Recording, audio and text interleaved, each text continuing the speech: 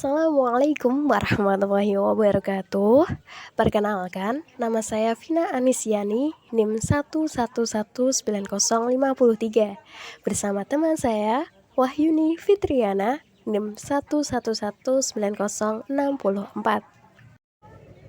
Nah, di sini kami akan membahas materi tentang strategi, metode, dan media HOTS, High Order Thinking Skills. Masuk ke rumusan masalah. Rumusan masalah yang akan kami ambil ada 4 poin. Yang pertama adalah pengertian dan tujuan. Apa sih itu HOTS? Dan apa tujuan dari pembelajaran HOTS? Yang kedua, pemicu. Apa saja sih pemicu HOTS? Dan yang ketiga, strategi dan model. Bagaimana strategi dan model pembelajaran High Order Thinking Skills. Dan yang terakhir, komponen RPP. Apa saja komponen yang ada dalam RPP HOTS? Mari kita simak. Oke, masuk ke rumusan masalah yang pertama adalah pengertian HOTS. HOTS merupakan singkatan dari High Order Thinking Skills atau bisa dikatakan sebagai kemampuan berpikir tingkat tinggi. HOTS adalah proses berpikir yang mengharuskan siswa untuk memanipulasi informasi yang ada dan ide-ide dengan cara tertentu yang memberikan mereka pengertian dan implikasi baru. Misalnya, ketika siswa menggabungkan fakta dan ide dalam proses mensintesis, melakukan generalisasi, menjelaskan, melakukan hipotesis dan analisis, hingga siswa sampai pada suatu kesimpulan. Nah, kemampuan berpikir tingkat tinggi dapat terjadi ketika seseorang mengaitkan informasi yang baru diterima dengan informasi yang sudah tersimpan di dalam ingatannya. Kemudian, menghubungkannya sehingga tercapai suatu tujuan ataupun suatu penyelesaian dari suatu keadaan yang sulit dipecahkan.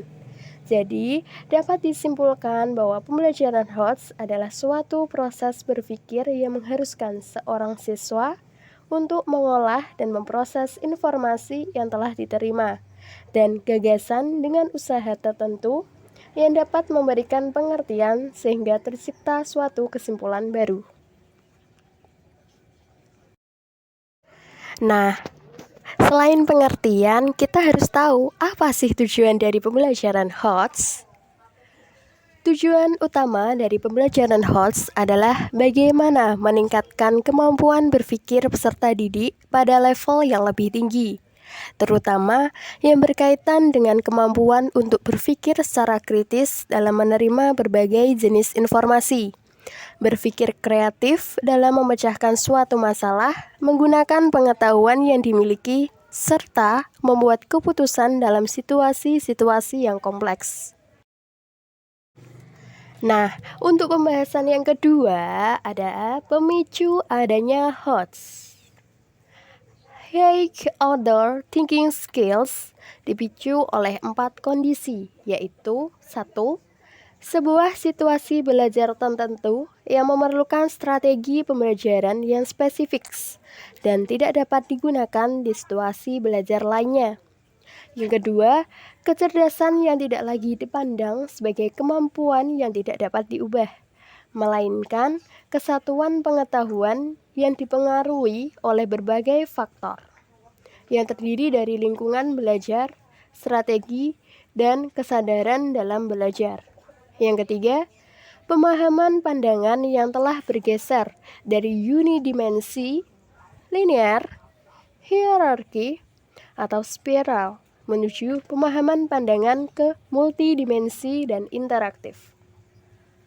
Dan yang terakhir, keterampilan berpikir tingkat tinggi yang lebih spesifik seperti penalaran, kemampuan analisis, pemecahan masalah, dan keterampilan berpikir kritis dan kreatif. Untuk pembahasan yang ketiga adalah strategi pembelajaran HOTS.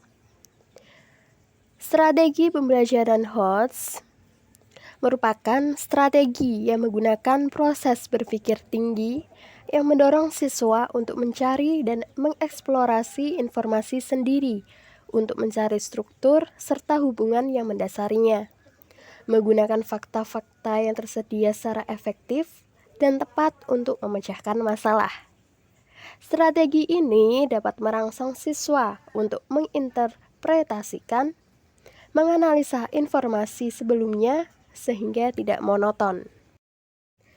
Nah, jadi dengan higher order thinking skill dapat mendorong siswa lebih kritis, kreatif, dan memiliki kemampuan pemecahan masalah.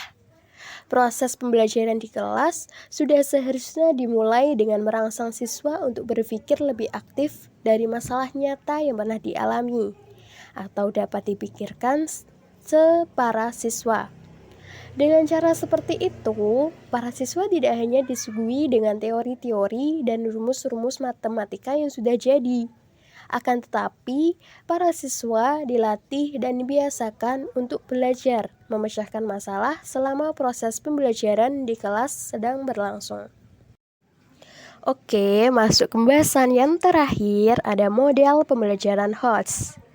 Model pembelajaran HOTS ini ada 3. Yang pertama adalah model pembelajaran melalui penyingkapan atau penemuan, atau bisa disebut discovery, inquiry, learning.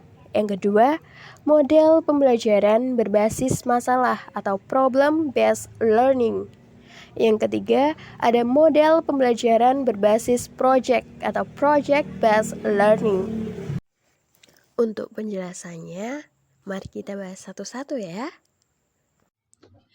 Yang pertama yaitu model pembelajaran melalui penyingkapan atau penemuan, bisa disebut discovery atau inquiry learning. Model pembelajaran penyingkapan atau penemuan adalah memahami konsep, arti, dan hubungan melalui proses intuitif untuk akhirnya sampai kepada suatu kesimpulan. Discovery dilakukan melalui observasi, klasifikasi, pengukuran, prediksi, penentuan, dan inferensi. Langkah kerja atau sintak model pembelajaran penyingkapan atau penemuan adalah sebagai berikut. Yang pertama, yaitu pemberian rangsangan. Yang kedua, pernyataan atau identifikasi masalah. Yang ketiga, pengumpulan data. Yang keempat, pengolahan data. Yang kelima, pembuktian.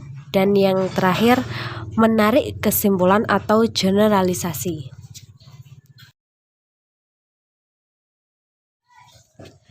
Yang kedua yaitu model pembelajaran problem-based learning atau PBL. Model pembelajaran berbasis masalah merupakan pembelajaran yang menggunakan berbagai kemampuan berpikir dari peserta didik secara individu maupun kelompok, serta lingkungan nyata untuk mengatasi permasalahan sehingga bermakna, relevan, dan kontekstual. Tujuan dari PBL yaitu untuk meningkatkan kemampuan dalam menerapkan konsep-konsep pada permasalahan baru atau nyata, pengintegrasian konsep HOTS, mengarahkan belajar diri sendiri atau mandiri, dan juga keterampilan. Sintak model pembelajaran problem-based learning menurut Earth sebagai berikut. Yang pertama yaitu orientasi peserta didik pada masalah. Yang kedua, mengorganisasikan peserta didik untuk belajar. Yang ketiga, membimbing penyelidikan individu maupun kelompok. Yang keempat, mengembangkan dan menyajikan hasil karya. Serta yang kelima, menganalisis dan mengevaluasi proses pemecahan masalah. Yang ketiga yaitu model pembelajaran project-based learning. Model pembelajaran ini adalah model pembelajaran yang melibatkan keaktifan peserta didik dalam memecahkan masalah. Dilakukan secara berkelompok atau mandiri melalui tahapan ilmiah dengan batasan waktu tertentu yang dituangkan dalam sebuah produk untuk selanjutnya dipresentasikan kepada orang lain. Dalam penerapannya, project-based learning sebagai berikut. Yang A, topik atau materi yang dipelajari peserta didik merupakan topik yang bersifat konstekstual dan mudah didesain menjadi sebuah proyek atau karya yang menarik. B. Peserta didik tidak digiring untuk menghasilkan satu proyek saja, atau satu peserta didik menghasilkan satu proyek. C. Proyek tidak harus selesai dalam satu pertemuan, bisa diselesaikan dalam 3-4 pertemuan. D.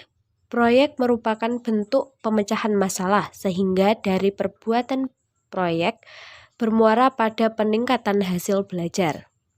C. Bahan, alat, dan media yang dibutuhkan untuk membuat proyek diusahakan tersedia di lingkungan sekitar dan diarahkan memanfaatkan bahan bekas atau sampah yang tidak terpakai agar menjadi bernilai guna. F. Penilaian autentik menekankan kemampuan merancang, menerapkan, menemukan, dan menyampaikan produknya kepada orang lain. Baik, selanjutnya kita masuk ke komponen RPP HOTS. Komponen dari RPP HOTS itu ada yang pertama identitas, itu nama sekolah, mata pelajaran, materi pokok, tahun pelajaran, dan alokasi waktu. Terus ada kompetensi inti, kompetensi dasar dan IPK, tujuan pembelajaran, materi, media, bahan dan sumber ajar, metode pembelajaran berisi, pendekatan dan juga metode, kegiatan pembelajaran, penilaian, yaitu nama kota dan tanggal, tanda tangan guru, dan tanda tangan kepala sekolah. Dalam pembelajaran HOTS itu juga ada kegiatan belajar mengajar juga ya. Jadi bagaimana sih kegiatan belajar atau kegiatan pembelajarannya? Yuk kita bahas. Kegiatan pembelajaran HOTS. Yang pertama, PPK atau penguatan pendidikan karakter. Yang pertama, memberi salam pada awal pembelajaran dimulai. Yang kedua, berdoa sebelum memulai pembelajaran. Yang ketiga, melakukan absensi terhadap siswa yang hadir. Dan yang terakhir, memberi salam pada saat pembelajaran telah berakhir. Yang kedua, literasi, yaitu membaca literatur atau browsing untuk mencari materi pada proses pembelajaran yang sedang berlangsung, dan juga membaca materi yang akan dibahas dalam pembelajaran hari itu. Yang ketiga, transfer knowledge, yaitu guru menyampaikan masalah yang akan dipecahkan secara berkelompok. Terus kelompok mengamati dan memahami masalah yang disampaikan guru atau diperoleh dari bahan bacaan yang telah disarankan. Yang keempat, critical thinking, creativity, yaitu siswa melakukan diskusi untuk menyelesaikan masalah. Terus peserta didik menyampaikan hasil diskusi yang telah dilakukan dengan cara presentasi ke depan kelas. Dan yang ketiga, peserta didik menanyakan hal-hal yang belum dipahami atau belum bisa dimengerti. Yang kelima yaitu problem solving, yaitu peserta didik atau anggota kelompok mencari solusi dalam menyelesaikan persoalan sesuai instruksi. Setelah itu guru dan siswa menyimpulkan pembelajaran yang telah dilakukan. Sekian penjelasan dari kami mengenai materi pembelajaran High Order Thinking Skill atau HOTS. Semoga dapat bermanfaat bagi kita semuanya dan terima kasih atas waktunya. Wassalamualaikum warahmatullahi wabarakatuh.